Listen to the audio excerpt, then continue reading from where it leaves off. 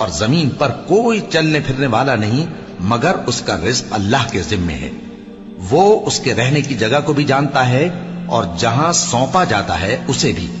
یہ سب کچھ کتاب روشن میں لکھا ہوا ہے. اور وہی تو ہے جس نے آسمانوں اور زمین کو 6 دن میں بنایا اور اس وقت اس کا عرش پانی پر تھا. تمہارے پیدا کرنے سے مقصود یہ ہے کہ وہ تم کو آزمائے کہ تم میں عمل کے لحاظ سے کون بہتر ہے. اور اے نبی، اگر تم کہو کہ تم لوگ مرنے کے بعد زندہ کر کے اٹھائے جاؤ گے تو کافر کہہ دیں گے کہ یہ تو کھلا جادو ہوا. اور اگر ایک مدت معین تک ہم ان سے عذاب روک دیں تو کہیں گے کہ کون سی چیز عذاب کو روکے ہوئے ہے. دیکھو، جس روز وہ ان پر واقع ہوگا پھر ٹلنے کا نہیں، اور جس چیز کا یہ مذاق اڑاتے ہیں وہ ان کو گھیر لے گی. اور اگر ہم انسان کو اپنے پاس سے نعمت بخشیں پھر اس سے اس کو چھین لے تو نا امید اور ناشکرا ہو جاتا ہے. اور اگر تکلیف پہنچنے کے بعد آسائش کا مزہ چکھائیں تو خوش ہو کر کہتا ہے کہ سب سختیاں مجھ سے دور ہو گئیں. بے شک وہ ہے ہی خوشی میں مست ہو جانے والا، بڑا فخر جتانے والا.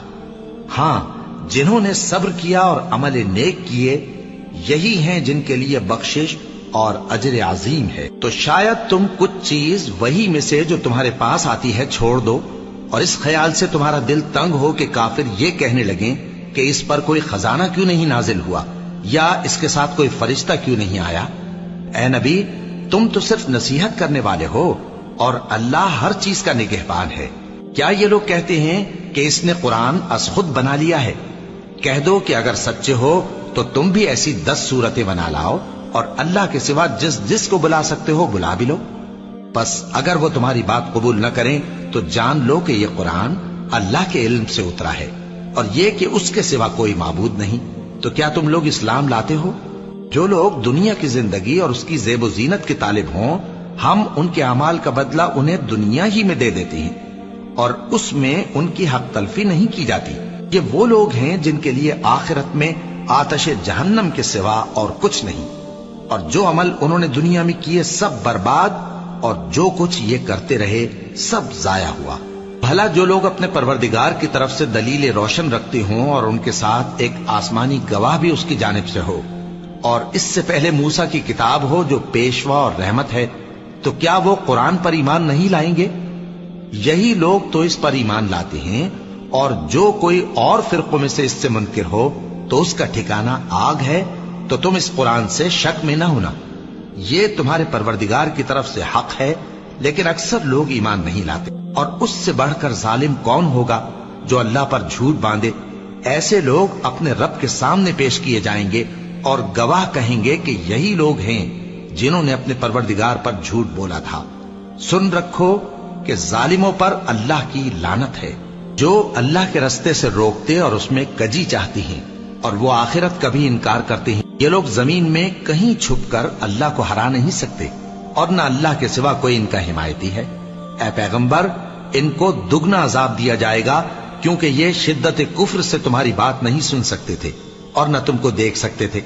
یہی ہیں جنہوں نے اپنے آپ کو خسارے میں ڈالا اور جو کچھ یہ افترا کیا کرتے تھے ان سے جاتا رہا. بلا شبہ یہ لوگ آخرت میں سب سے زیادہ نقصان پانے والے ہیں. جو لوگ ایمان لائے اور عمل نیک کیے اور اپنے پروردگار کے آگے عاجزی کی یہی صاحب جنت ہیں، ہمیشہ اس میں رہیں گے. دونوں فریقوں یعنی کافر و مومن کی مثال ایسی ہے جیسے ایک اندھا بہرا ہو اور ایک دیکھتا سنتا. بھلا دونوں کا حال یکساں ہو سکتا ہے؟ پھر تم سوچتے کیوں نہیں؟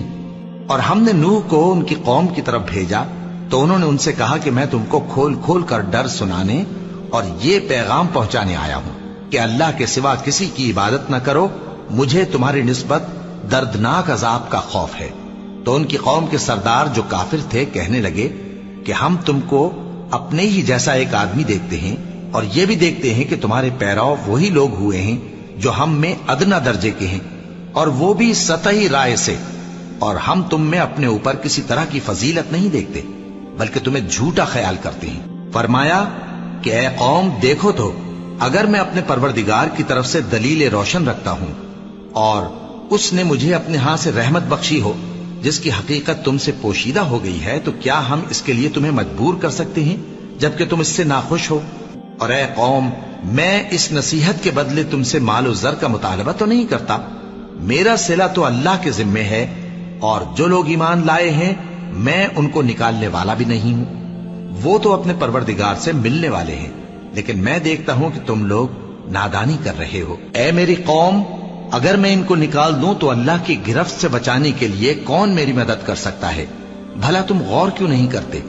اور میں نہ تم سے یہ کہتا ہوں کہ میرے پاس اللہ کے خزانے ہیں، اور نہ یہ کہ میں غیب جانتا ہوں، اور نہ یہ کہتا ہوں کہ میں فرشتہ ہوں، اور نہ ان لوگوں کی نسبت جن کو تم حقارت کی نظر سے دیکھتے ہو یہ کہتا ہوں کہ اللہ ان کو بھلائی یعنی اعمال کی جزا نہیں دے گا۔ جو ان کے دلوں میں ہے اسے اللہ خوب جانتا ہے، اگر میں ایسا کہوں تو بے انصافوں میں ہو جاؤں۔ انہوں نے کہا کہ نوح، تم نے ہم سے جھگڑا تو کیا اور جھگڑا بھی بہت کیا، اب اگر تم سچے ہو تو جس چیز سے ہمیں ڈراتے ہو وہ ہم پر لا نازل کرو۔ نوح نے کہا کہ اس عذاب کو تو اللہ ہی چاہے گا تو نازل کرے گا، اور تم اللہ کو کسی طرح ہرا نہیں سکتے، اور اگر میں یہ چاہوں کہ تمہاری خیر خواہی کروں اور اللہ یہ چاہے کہ تمہیں گمراہ رہنے دے تو میری خیر خواہی تم کو کچھ فائدہ نہیں دے سکتی، وہی تمہارا پروردگار ہے اور تمہیں اسی کی طرف لوٹ کر جانا ہے۔ کیا یہ لوگ کہتے ہیں کہ اس پیغمبر نے قرآن اپنے دل سے بنا لیا ہے؟ کہہ دو کہ اگر میں نے دل سے بنا لیا ہے تو میرے گناہ کا وبال مجھ پر، اور جو گناہ تم کرتے ہو اس سے میں بری الذمہ ہوں۔ اور نوح کی طرف وحی کی گئی کہ تمہاری قوم میں جو لوگ ایمان لا چکے ان کے سوا اور کوئی ایمان نہیں لائے گا، تو جو کام یہ کر رہے ہیں ان کی وجہ سے غم نہ کھاؤ، اور ایک کشتی ہمارے حکم سے ہمارے سامنے بناؤ، اور جو لوگ ظالم ہیں ان کے بارے میں مجھ سے کچھ نہ کہنا، کیونکہ وہ ضرور غرق کر دیے جائیں گے۔ اور نوح نے کشتی بنانا شروع کر دی، اور جب ان کی قوم کے سردار ان کے پاس سے گزرتے تو ان سے تمسخر کرتے۔ وہ کہتے کہ اگر تم ہم سے تمسخر کرتے ہو تو جس طرح تم ہم سے تمسخر کرتے ہو اسی طرح ایک وقت ہم بھی تم سے تمسخر کریں گے، اور تم کو جلد معلوم ہو جائے گا کہ کس پر عذاب آتا ہے جو اسے رسوا کرے گا، اور کس پر ہمیشہ کا عذاب نازل ہوتا ہے، یہاں تک کہ جب ہمارا حکم آ پہنچا اور تنور جوش مارنے لگا تو ہم نے نوح کو حکم دیا کہ ہر قسم کے پالتو جانوروں میں سے جوڑا جوڑا یعنی ایک ایک نر اور ایک ایک مادہ لے لو، اور جس شخص کی نسبت حکم ہو چکا ہے کہ ہلاک ہو جائے گا اس کو چھوڑ کر اپنے گھر والوں کو اور جو ایمان لایا ہو اس کو کشتی میں سوار کر لو، اور ان کے ساتھ ایمان بہت ہی کم لوگ لائے تھے۔ نوح نے کہا کہ اللہ کا نام لے کر کہ اسی کے کرم سے اس کا چلنا اور ٹھہرنا ہے، اس میں سوار ہو جاؤ، بے شک میرا پروردگار بخشنے والا ہے، مہربان ہے۔ اور وہ ان کو لے کر طوفان کی لہروں میں چلنے لگی، لہریں کیا تھیں گویا پہاڑ تھے۔ اس وقت نوح نے اپنے بیٹے کو جو کشتی سے الگ تھا پکارا کہ بیٹا ہمارے ساتھ سوار ہو جا اور کافروں میں شامل نہ ہو۔ اس نے کہا کہ میں ابھی پہاڑ سے جا لگوں گا، وہ مجھے پانی سے بچا لے گا۔ فرمایا کہ آج اللہ کے عذاب سے کوئی بچانے والا نہیں اور نہ کوئی بچ سکتا ہے مگر وہی جس پر اللہ رحم کرے۔ اتنے میں دونوں کے درمیان لہر حائل ہو گئی اور وہ ڈوب کر رہ گیا، اور حکم دیا گیا کہ اے زمین اپنا پانی نگل جا اور اے آسمان تھم جا، اور پانی خشک ہو گیا اور کام تمام کر دیا گیا، اور کشتی کوہ جودی پر جا ٹھہری، اور کہہ دیا گیا کہ بے انصاف لوگوں پر لعنت۔ اور نوح نے اپنے پروردگار کو پکارا اور کہا کہ پروردگار، میرا بیٹا بھی میرے گھر والوں میں ہے، تو اس کو بھی نجات دے، تیرا وعدہ سچا ہے اور تو بہترین حاکم ہے۔ اللہ نے فرمایا کہ اے نوح، وہ تیرے گھر والوں میں نہیں ہے، وہ تو سراسر بد عمل ہے، تو جس چیز کی تم کو حقیقت معلوم نہیں اس کے بارے میں مجھ سے درخواست ہی نہ کرو، اور میں تم کو نصیحت کرتا ہوں کہ نادان نہ بنو۔ نوح نے کہا پروردگار، میں تجھ سے پناہ مانگتا ہوں کہ ایسی چیز کی تجھ سے درخواست کروں جس کی حقیقت مجھے معلوم نہیں، اور اگر تو مجھے نہیں بخشے گا اور مجھ پر رحم نہیں فرمائے گا تو میں تباہ ہو جاؤں گا۔ حکم ہوا کہ نوح ہماری طرف سے سلامتی اور برکتوں کے ساتھ جو تم پر اور تمہارے ساتھ کی جماعتوں پر نازل کی گئی ہیں اتر آؤ، اور کچھ اور جماعتیں ہوں گی جن کو ہم دنیا کے فوائد سے بہرہ مند کریں گے، پھر ان کو ہماری طرف سے عذاب علیم پہنچے گا۔ یہ حالات غیب کی خبروں میں سے ہیں جو ہم تمہاری طرف بھیجتے ہیں، اور اس سے پہلے نہ تم ہی ان کو جانتے تھے اور نہ تمہاری قوم ہی ان سے واقف تھی، تو صبر کرو کہ انجام پرہیزگاروں ہی کا بھلا ہے۔ اور ہم نے قوم عاد کی طرف ان کے بھائی ہود کو بھیجا. انہوں نے کہا اے میری قوم اللہ ہی کی عبادت کرو، اس کے سوا تمہارا کوئی معبود نہیں.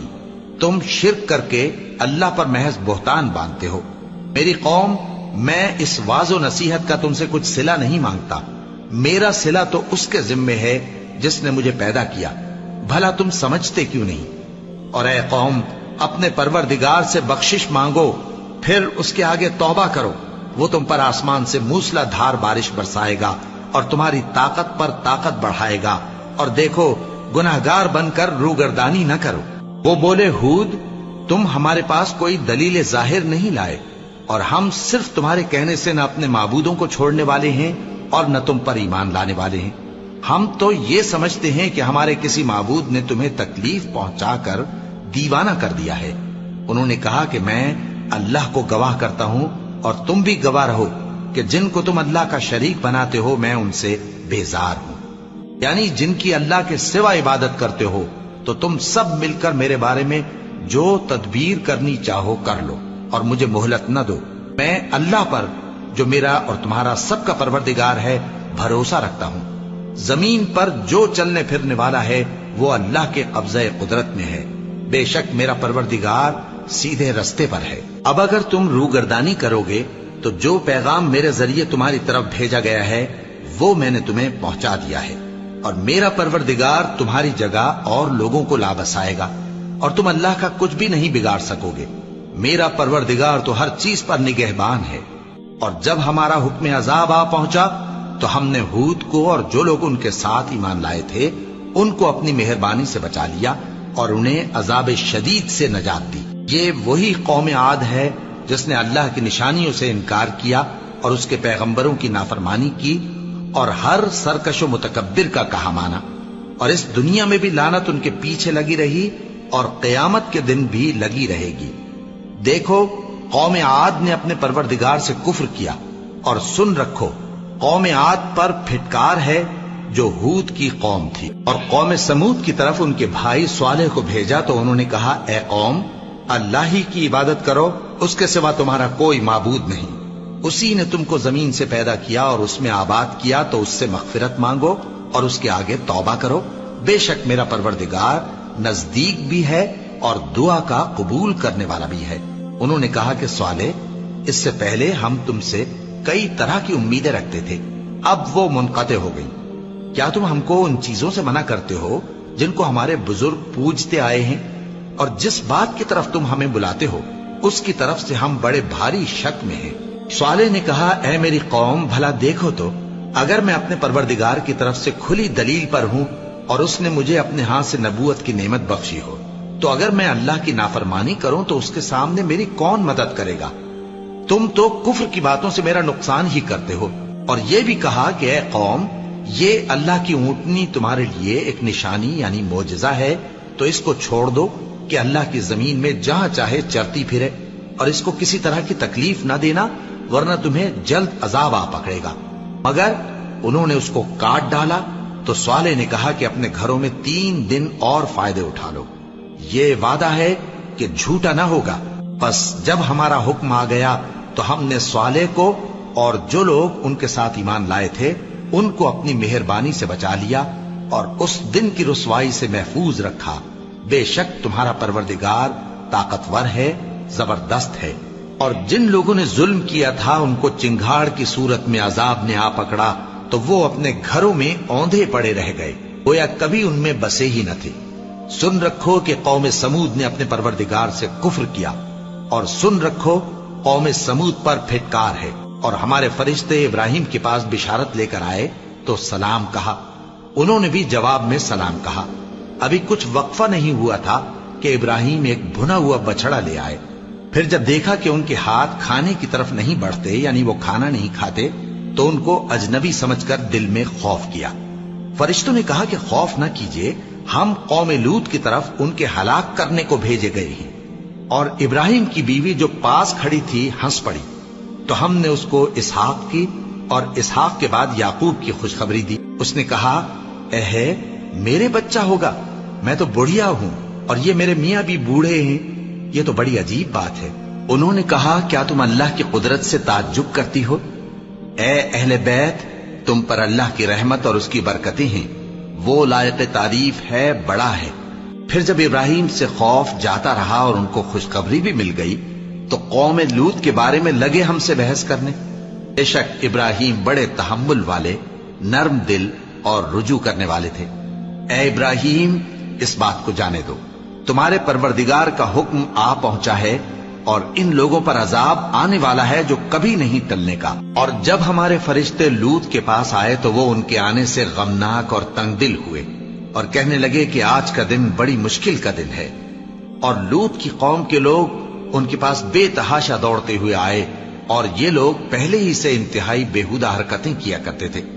لوط نے کہا کہ اے بھائیو، یہ جو میری قوم کی لڑکیاں ہیں یہ تمہارے لیے جائز اور پاک ہیں، تو اللہ سے ڈرو اور میرے مہمانوں کے بارے میں مجھے بے آبرو نہ کرو۔ کیا تم میں کوئی بھی شائستہ آدمی نہیں؟ وہ بولے تم کو معلوم ہے کہ تمہاری ان بیٹیوں کی ہمیں کچھ حاجت نہیں، اور جو ہماری غرض ہے اسے تم خوب جانتے ہو۔ لوط نے کہا اے کاش مجھ میں تمہارے مقابلے کی طاقت ہوتی یا میں کسی مضبوط قلعے میں پناہ لے لیتا۔ فرشتوں نے کہا اے لوط، ہم تمہارے پروردگار کے فرشتے ہیں، یہ لوگ ہرگز تم تک نہیں پہنچ سکیں گے، تو کچھ رات رہے سے اپنے گھر والوں کو لے کر چل دو اور تم میں سے کوئی شخص پیچھے مڑ کر نہ دیکھے مگر تمہاری بیوی کے جو آفت ان پر پڑنے والی ہے وہی اس پر بھی پڑے گی۔ ان کے عذاب کے وعدے کا وقت صبح ہے، اور کیا صبح کچھ دور ہے؟ پھر جب ہمارا حکم آیا ہم نے اس بستی کو الٹ کر نیچے اوپر کر دیا اور ان پر پتھر کی تہ بتہ کنکریاں برسائیں جن پر تمہارے پروردگار کے ہاں سے نشان کیے ہوئے تھے، اور وہ بستی ان ظالموں سے کچھ دور نہیں۔ اور مدین کی طرف ان کے بھائی شعیب کو بھیجا تو انہوں نے کہا کہ اے قوم، اللہ ہی کی عبادت کرو کہ اس کے سوا تمہارا کوئی معبود نہیں، اور ناپ اور تول میں کمی نہ کیا کرو، میں تو تم کو آسودہ حال دیکھتا ہوں، اور اگر تم ایمان نہ لاؤ گے تو مجھے تمہارے بارے میں ایک ایسے دن کے عذاب کا خوف ہے جو تم کو گھیر کر رہے گا۔ اور اے میری قوم، ناپ اور تول انصاف کے ساتھ پوری پوری کیا کرو، اور لوگوں کو ان کی چیزیں کم نہ دیا کرو، اور زمین میں خرابی کرتے نہ پھرو۔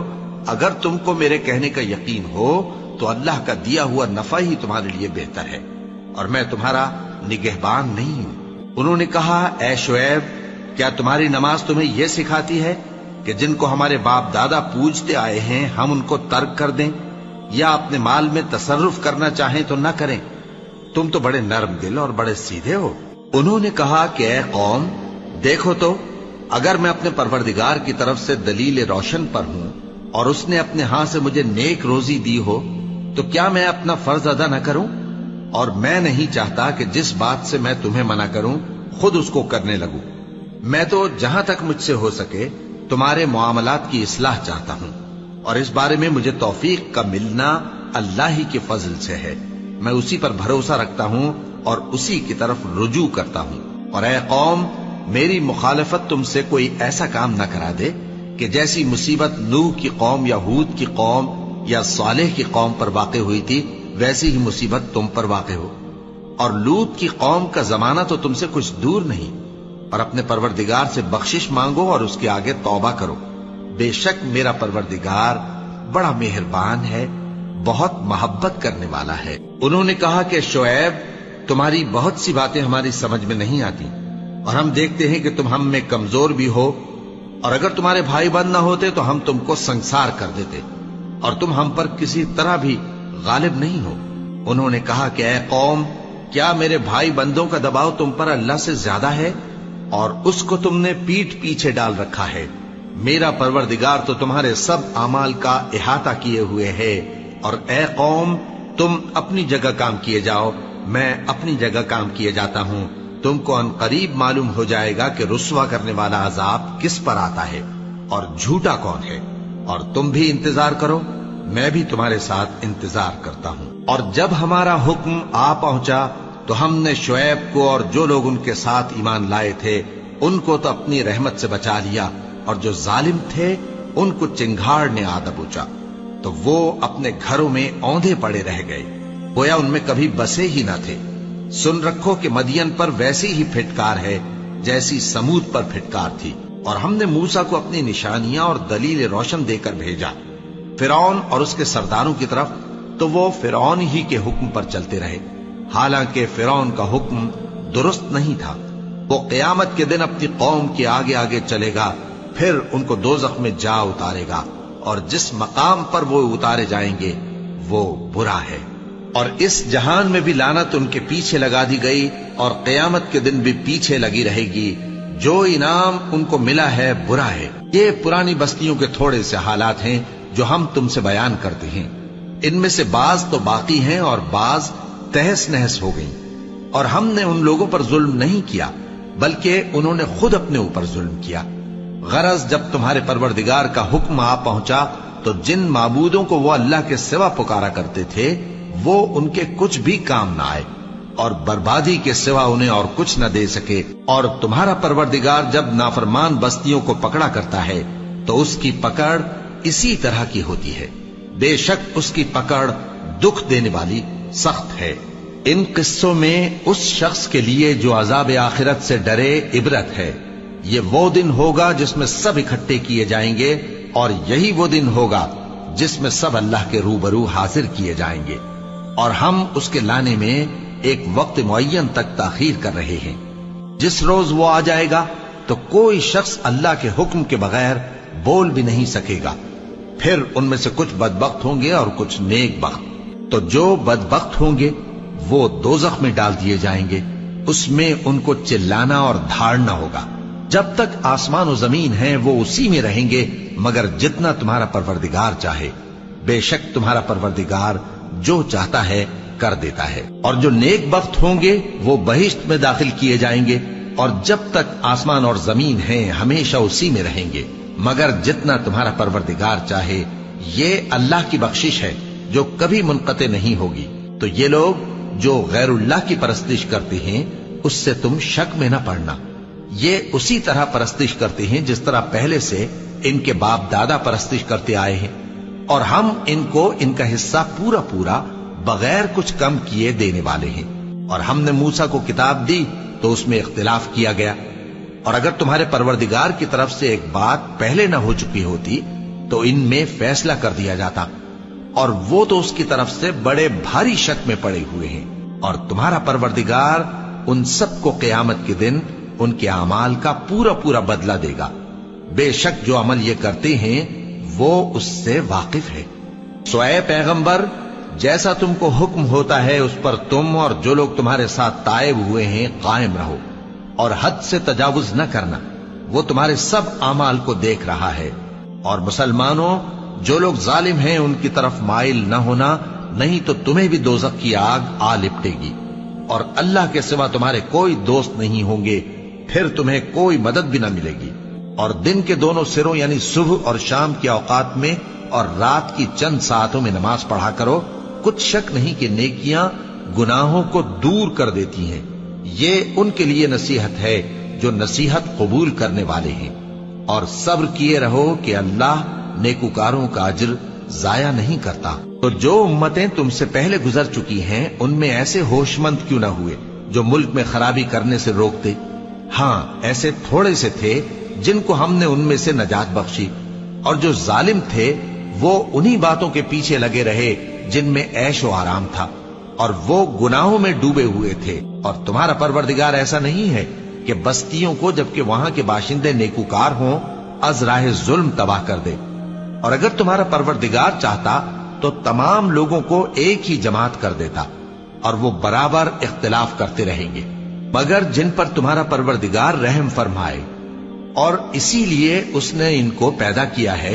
और तुम्हारे परवरदिगार का कौल पूरा हो गया कि मैं दोज़ख को जिन्नों और इंसानों सब से भर दूंगा। और ए नबी और पैगंबरों के वो सब हालात जो हम तुमसे बयान करते हैं, उनसे हम तुम्हारे दिल को जमाए रखते हैं। और इन हालात में तुम्हारे पास हक पहुंच गया, और ये मोमिनों के लिए नसीहत और इबरत है। और जो लोग ईमान नहीं लाए उनसे कह दो कि तुम अपनी जगह अमल किए जाओ, हम अपनी जगह अमल किए जाते हैं। और नतीजा अमाल का तुम भी इंतजार करो, हम भी इंतजार करते हैं। और आसमानों और जमीन की छुपी चीजों का इल्म अल्लाह ही को है, और तमाम मामलात اسی کی طرف رجوع کیے جائیں گے تو اسی کی عبادت کرو اور اسی پر بھروسہ رکھو، اور جو کچھ تم لوگ کر رہے ہو تمہارا پروردگار اس سے بے خبر نہیں۔ شروع اللہ کا نام لے کر جو بڑا مہربان نہایت رحم والا ہے۔ الف لام را، یہ کتاب روشن کی آیتیں ہیں۔ ہم نے اس قرآن کو عربی میں نازل کیا ہے تاکہ تم لوگ سمجھ سکو۔ اے پیغمبر، ہم اس قرآن کے ذریعے سے جو ہم نے تمہاری طرف بھیجا ہے تمہیں ایک نہایت اچھا قصہ سناتے ہیں، اور تم اس سے پہلے بے خبر تھے۔ جب یوسف نے اپنے والد سے کہا کہ ابا، میں نے خواب میں 11 ستاروں اور سورج اور چاند کو دیکھا ہے، دیکھتا کیا ہوں کہ وہ مجھے سجدہ کر رہی ہیں۔ انہوں نے کہا کہ بیٹا، اپنے خواب کا ذکر اپنے بھائیوں سے نہ کرنا، نہیں تو وہ تمہارے حق میں کوئی چال چلیں گے۔ کچھ شک نہیں کہ شیطان انسان کا کھلا دشمن ہے، اور اسی طرح اللہ تمہیں برگزیدہ و ممتاز کرے گا اور خواب کی باتوں کی تعبیر کا علم سکھائے گا، اور جس طرح اس نے اپنی نعمت پہلے تمہارے دادا پر دادا ابراہیم اور اسحاق پر پوری کی تھی، اسی طرح تم پر اور اولاد یعقوب پر پوری کرے گا۔ بے شک تمہارا پروردگار سب کچھ جاننے والا ہے، حکمت والا ہے۔ ہاں، یوسف اور ان کے بھائیوں کے قصے میں پوچھنے والوں کے لیے بہت سی نشانیاں ہیں۔ جب انہوں نے آپس میں تذکرہ کیا کہ یوسف اور اس کا بھائی ابا کو ہم سے زیادہ پیارے ہیں، حالانکہ ہم جماعت کی جماعت ہیں، کچھ شک نہیں کہ ابا کھلی غلطی پر ہیں۔ یوسف کو یا تو جان سے مار ڈالو یا کسی ملک میں پھینک آؤ، پھر ابا کی توجہ صرف تمہاری طرف ہو جائے گی، اور اس کے بعد تم نیک لوگوں میں ہو جاؤ گے۔ ان میں سے ایک کہنے والے نے کہا کہ یوسف کو جان سے نہ مارو، کسی اندھے کنویں میں ڈال دو کہ کوئی راہگیر اسے نکال کر کسی دوسرے ملک میں لے جائے گا۔ اگر تم کو کرنا ہی ہے تو یوں کرو۔ یہ مشورہ کر کے وہ اپنے والد سے کہنے لگے کہ ابا جان، کیا سبب ہے کہ آپ یوسف کے بارے میں ہمارا اعتبار نہیں کرتے، حالانکہ ہم اس کے خیر خواہ ہیں؟ کل اسے ہمارے ساتھ بھیج دیجئے کہ خوب میوے کھائے اور کھیلے کودے، ہم اس کے نگہبان ہیں۔ انہوں نے کہا کہ یہ امر مجھے غمناک کیے دیتا ہے کہ تم اسے لے جاؤ، یعنی وہ مجھ سے جدا ہو جائے، اور مجھے یہ بھی خوف ہے کہ تم کھیل میں اس سے غافل ہو جاؤ اور اسے بھیڑیا کھا جائے۔ وہ کہنے لگے کہ اگر ہماری موجودگی میں کہ ہم ایک طاقتور جماعت ہیں اسے بھیڑیا کھا گیا تو ہم بڑے نقصان میں پڑ گئے۔ غرض جب وہ اس کو لے گئے اور اس بات پر اتفاق کر لیا کہ اس کو اندھے کنویں میں ڈال دیں، اور ہم نے یوسف کی طرف وحی بھیجی کہ ایک وقت ایسا آئے گا کہ تم انہیں ان کے اس سلوک سے آگاہ کرو گے، اور ان کو اس وحی کی کچھ خبر نہ ہوگی۔ اور یہ حرکت کر کے وہ رات کے وقت باپ کے پاس روتے ہوئے آئے، کہنے لگے کہ ابا جان، ہم تو دوڑنے اور ایک دوسرے سے آگے نکلنے میں مصروف ہو گئے اور یوسف کو اپنے اسباب کے پاس چھوڑ گئے تو اسے بھیڑیا کھا گیا، اور آپ ہماری بات کو گو ہم سچ ہی کہتے ہیں باور نہیں کریں گے، اور ان کے کرتے پر جھوٹ موٹ کا لہو بھی لگا لائے۔ یعقوب نے کہا کہ یوں نہیں ہے، بلکہ تم اپنے دل سے یہ بات بنا لائے ہو۔ اچھا، صبر کہ وہی خوب ہے، اور جو تم بیان کرتے ہو اس کے بارے میں اللہ ہی سے مدد چاہیے۔ اور اب اللہ کی شان دیکھو کہ اس کنویں کے قریب ایک قافلہ آوارد ہوا اور انہوں نے پانی کے لیے اپنا سقا بھیجا تو اس نے کنویں میں ڈول لٹکایا، یوسف اس سے لٹک گئے۔ وہ بولا، زہے قسمت، یہ تو ایک لڑکا ہے، اور اس کو قیمتی سرمایہ سمجھ کر چھپا لیا۔ اور جو کچھ وہ کرتے تھے اللہ کو خوب معلوم تھا، اور انہوں نے اس کو تھوڑی سی قیمت یعنی مادود چند درہموں پر بیچ ڈالا، اور وہ اس سے بیزار ہو رہے تھے۔ اور مصر میں جس شخص نے اس کو خریدا اس نے اپنی بیوی سے جس کا نام زلیخا تھا کہا کہ اس کو عزت و اکرام سے رکھو، عجب نہیں کہ یہ ہمیں فائدہ دے یا ہم اسے بیٹا بنا لیں۔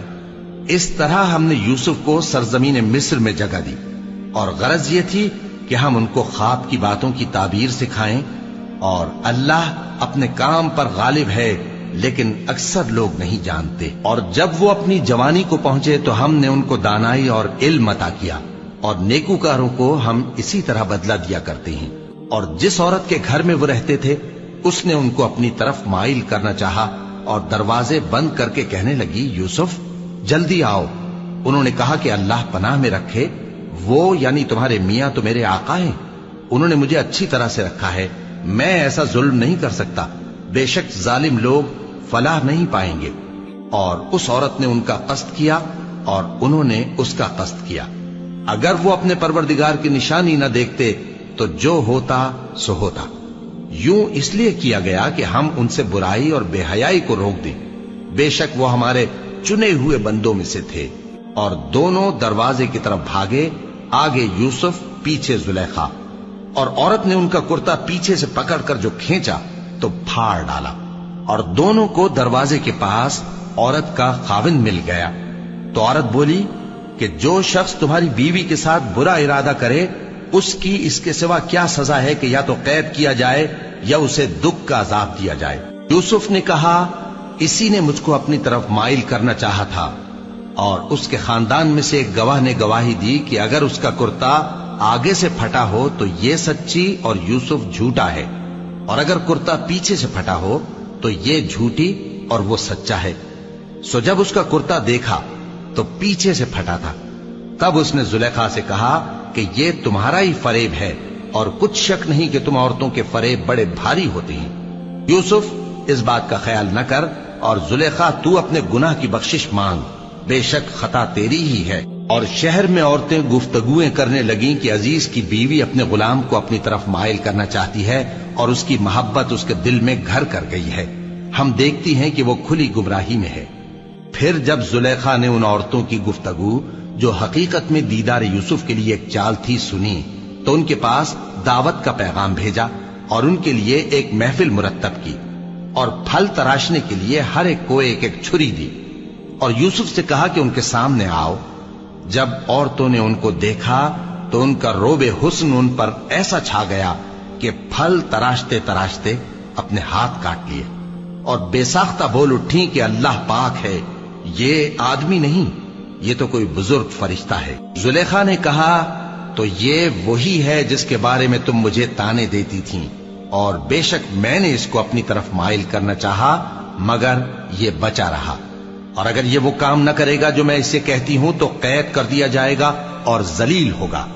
यूसुफ ने दुआ की कि परवरदिगार, जिस काम की तरफ ये मुझे बुलाती हैं उसकी निस्बत मुझे कैद पसंद है, और अगर तू मुझसे इनके फरेब को न हटाएगा तो मैं इनकी तरफ माइल हो जाऊंगा और नादानों में से हो जाऊंगा। बस उनके रब ने उनकी दुआ कबूल कर ली और उनसे औरतों का दांव टाल दिया। बेशक वही तो सुनने वाला है, जानने वाला है।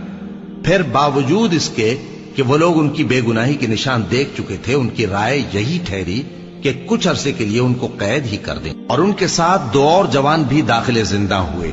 एक ने उनमें से कहा कि मैंने ख्वाब देखा है, देखता क्या हूं कि शराब के लिए अंगूर निचोड़ रहा हूं।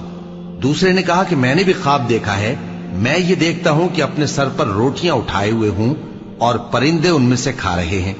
तो हमें इनकी ताबीर बता दीजिए कि हम तुम्हें नेकुकार देखते हैं। यूसुफ ने कहा कि जो खाना तुमको मिलने वाला है वो आने नहीं पाएगा कि मैं उससे पहले तुमको इसकी ताबीर बता दूंगा। ये उन बातों में से है जो मेरे परवरदिगार ने मुझे सिखाई हैं। जो लोग अल्लाह पर ईमान नहीं लाते और आखिरत का इनकार करते हैं, मैंने उनका मजहब छोड़ दिया है और मैं अपने बाप दादा इब्राहिम और इसहाक और याकूब के मजहब पर चलता हूं। हमें शाया नहीं है कि किसी चीज को अल्लाह के साथ शरीक बनाए। ये अल्लाह का फजल है हम पर भी और लोगों पर भी, लेकिन अक्सर लोग शुक्र नहीं करते। ऐ मेरे कैद खाने के रफीको, भला कई जुदा जुदा आका अच्छे या अल्लाह जो अकेला है सब पर गालिब है। जिन चीजों की तुम अल्लाह के सिवा परस्तिश करते हो वो सिर्फ नाम ही नाम है जो तुमने और तुम्हारे बाप दादा ने रख लिए हैं। अल्लाह ने उनकी कोई सनद नाजिल नहीं की। सुन रखो कि अल्लाह के सिवा किसी की हुकूमत नहीं है। उसने इरशाद फरमाया है कि उसके सिवा किसी की इबादत न करो, यही सीधा दीन है, लेकिन अक्सर लोग नहीं जानते। ऐ मेरे कैद खाने के रफीको, तुम में से एक जो पहला ख्वाब बयान करने वाला है वो तो अपने आका को शराब पिलाया करेगा, और जो दूसरा है वो सूली दिया जाएगा और परिंदे उसका सर नोच खाएंगे। जो बात तुम मुझसे पूछते थे वो फैसल हो चुकी है। और उन दोनों में से जिसकी निस्बत यूसुफ ने ख्याल किया कि वो रिहाई पा जाएगा, उससे कहा कि अपने आका से मेरा जिक्र भी कर देना। फिर शैतान ने उसे उनका अपने आका से जिक्र करना भुला दिया और यूसुफ कई बरस कैद खाने ही में रहे। और बादशाह ने कहा कि मैंने ख्वाब देखा है, देखता क्या हूं कि 7 मोटी गायें हैं जिनको 7 दुबली गायें खा रही हैं, और 7 खोशे सब्ज हैं और 7 खुश्क। ऐ दरबारियों, اگر تم خوابوں کی تعبیر دے سکتے ہو تو مجھے میرے خواب کی تعبیر بتاؤ۔ انہوں نے کہا یہ خواب تو پریشان خیالی سے ہیں اور ہمیں ایسے خوابوں کی تعبیر نہیں آتی۔ اور وہ شخص جو دونوں قیدیوں میں سے رہائی پا گیا تھا اور جسے مدت کے بعد وہ بات یاد آ گئی، بول اٹھا کہ میں آپ کو اس کی تعبیر لا بتاتا ہوں، مجھے قید خانے جانے کی اجازت دیجیے۔ غرض وہ یوسف کے پاس آیا اور کہنے لگا، یوسف، اے بڑے سچے یوسف، ہمیں اس خواب کی تعبیر بتائیے کہ 7 موٹی گایوں کو 7 دبلی گائیں کھا رہی ہیں اور 7 خوشے سبز ہیں اور 7 سوکھے، تاکہ میں لوگوں کے پاس واپس جا کر تعبیر بتاؤں۔ عجب نہیں کہ وہ تمہاری قدر جانے۔ انہوں نے کہا کہ تم لوگ 7 سال متواتر کھیتی کرتے رہو گے، تو جو غلہ کاٹو تو تھوڑے سے غلے کے سوا جو کھانے میں آئے باقی کو خوشوں میں ہی رہنے دینا۔ پھر اس کے بعد خشک سالی کے 7 سخت سال آئیں گے کہ جو غلہ تم نے جمع کر رکھا ہوگا وہ سب کو کھا جائیں گے، صرف وہی تھوڑا سا رہ جائے گا جو تم احتیاط سے رکھ چھوڑو گے۔ پھر اس کے بعد ایک ایسا سال آئے گا کہ خوب مے برسے گا اور لوگ اس میں رس نچوڑیں گے۔ اور یہ تعبیر سن کر بادشاہ نے حکم دیا کہ یوسف کو میرے پاس لے آؤ۔ سو جب قاصد ان کے پاس گیا تو انہوں نے کہا کہ اپنے آقا کے پاس واپس جاؤ اور اس سے پوچھو کہ ان عورتوں کا کیا حال ہے جنہوں نے اپنے ہاتھ کاٹ لیے تھے، بے شک میرا پروردگار ان کے فریب سے خوب واقف ہے۔ بادشاہ نے عورتوں سے پوچھا کہ تمہارا کیا قصہ تھا جب تم نے یوسف کو اپنی طرف مائل کرنا چاہا؟ سب بول اٹھیں کہ اللہ پاک ہے، ہم نے اس میں کوئی برائی معلوم نہیں کی۔ عزیز کی بیوی نے کہا، اب سچی بات تو ظاہر ہو ہی گئی ہے، اصل یہ ہے کہ میں نے اس کو اپنی طرف مائل کرنا چاہا تھا اور وہ بے شک سچا ہے۔ یوسف نے کہا کہ میں نے یہ بات اس لیے پوچھی ہے کہ عزیز کو یقین ہو جائے کہ میں نے اس کی پیٹھ پیچھے اس کی امانت میں خیانت نہیں کی، اور اللہ خیانت کرنے والوں کی چال کو چلنے نہیں دے۔